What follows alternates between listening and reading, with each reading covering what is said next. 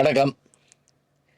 இப்ப சமீப காலமா நம்ம கண்டுபிடிப்புகள் அப்படின்னாலே என்ன யோசிக்கிறோம் தெரியுங்களா? செல்லுல i17 வந்துருச்சா? அப்புறம் அதே மாரி Samsungல என்ன புதுசா வந்திருக்கு? அப்புறம் இன்னொன்னு வந்திருக்குது. அப்படின்னு இப்படி நம்ம செல்போன பற்றியும், ஊடகங்கள பற்றி மட்டுமே பேசுறோம். அறிவியல் அப்படிங்கிற பாடத்த எடுத்துட்டோம்னா, அந்த அறிவியல்ல இது மட்டும் இல்லங்க. இவை எல்லாமே ஒருவருக்கு ஒருவர் தொடர்புக்கான கருவிகள். அது போக என்டர்டெயின்மெண்ட் அப்படி வச்சுக்கங்க. இதெல்லாம் தாண்டி மனிதகுல பயன்பாட்டிற்கு என்று அறிவியல் இயங்கிக் கொண்டிருக்கிறது ஒரு புறம். அத நம்ம சயின்ஸா படிச்சோம்னா கொஞ்சம் போர் அடிக்கும். இப்ப எனக்கெல்லாம் என்ன வருத்தம் தெரியுங்களா? எழுத்தாளர் சுஜாதா மாதிரி ஒரு அறிவியலும், தமிழும் அறிந்த மனிதர் நம்மட்ட இல்ல. அவங்க எழுதுற பல விஷயம் நமக்கு அப்படி புரியும். என்ன சயின்ஸ்ல இழுத்து பேச வச்சதே அவர்தான். சொல்லிக்கிட்டே இருப்பார். தமிழ் வாத்தியார தாண்டி வாங்க அப்படிம்பாரு. அதனால நான் நெறைய இது புதுசா அறிவியல் செய்திகள்லாம் பார்ப்பேன், படிச்சுக்கிட்டே வருவேன். இப்ப உதாரணமா சமீபத்தில தினமணியில வந்த ஒரு கட்டுரை. பாராப்புறத்து ராதாகிருஷ்ணன் அவர்கள் எழுதின அந்த கட்டுரை பார்த்தேன்.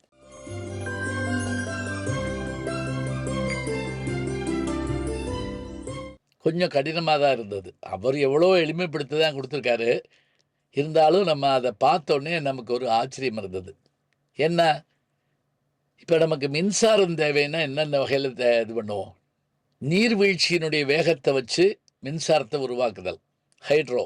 காற்று ஆலைகள வச்சு மின்சாரத்த உற்பத்தி பண்றது, விண்மில். அனல் மின் நிலையங்கள், வெப்பத்தின் மூலமாக மின்சாரத்தை உருவாக்குதல்.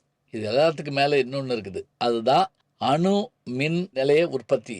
நம்ம மாமல்லபுரத்துக்கு அருகில இருக்கக்கூடிய கல்பாக்கத்துல இந்திரா காந்தி அணுமின் நிலைய ஆராய்ச்சி மையம் இருக்குது. அதுல சமீபத்தில ஒரு ஒரு விஷயத்த கண்டுபிடிச்சிருக்கிறாங்க. யாரோட துணையோட கண்டுபிடிச்சிருக்காங்க அப்படின்னா, பாபா அணுமின் நிலையத்தோட உதவியாளர்களோட, அவர்களுடைய அந்த விஞ்ஞானிகளோடு சேர்ந்து ஒண்ண கண்டுபிடிச்சிருக்காங்க.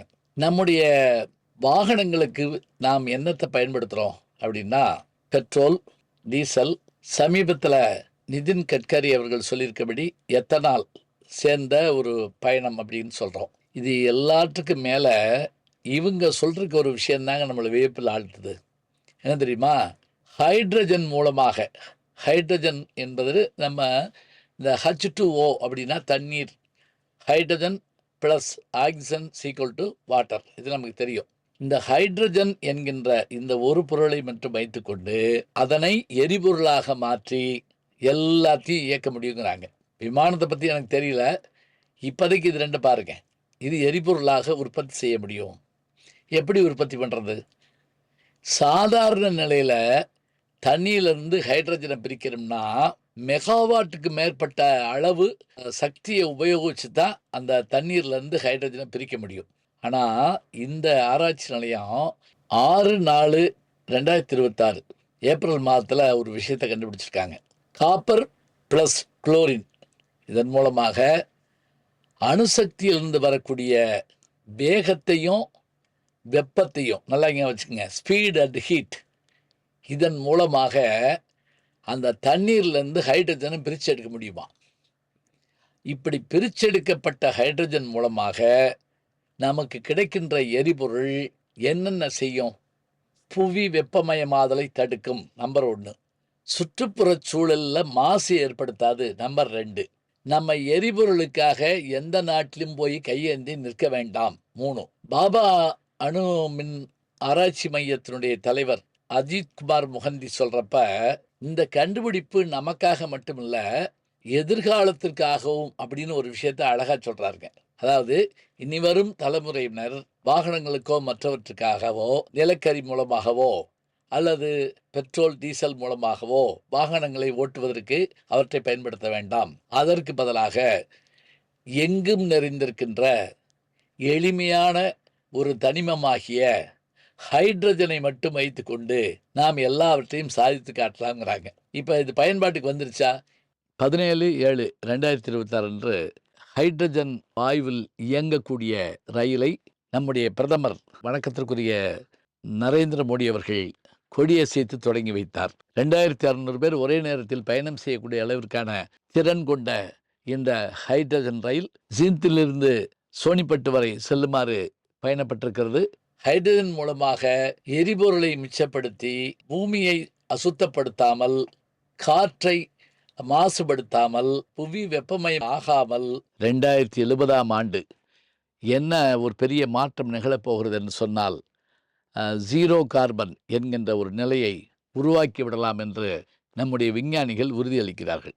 உலகின் இந்த செயலை செய்த 2வது நாடு இந்தியாங்கிறாங்க. இதுக்கு முதல்ல வேறு நாடுகள் செஞ்சிருந்தாலும் கூட இந்தியா அறிவியலில் எத்தனை பெரிய முன்னேற்றத்துக்கு வந்திருக்குங்கிறதுக்கு இதுதான் உண்மை.